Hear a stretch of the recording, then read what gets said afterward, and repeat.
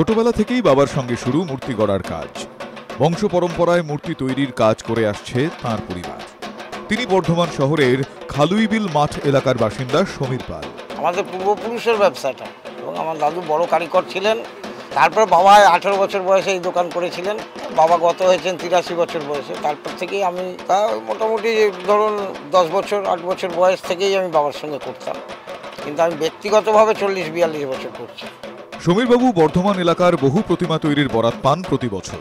এবছরেও তাঁর হাতেই তিলে তিলে গড়ে উঠেছে মাতৃ প্রতিমা।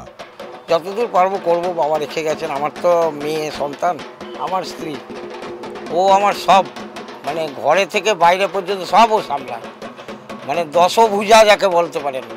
স্ত্রীকে সঙ্গে নিয়ে সারা বছরই বিভিন্ন প্রতিমা নির্মাণ করেন সমীরবাবু। TV9 বাংলা পুজোয় পালস সিজন 2 শিল্পী সম্মান পেয়ে অভিভূত মৃৎশিল্পী সমীর পাল।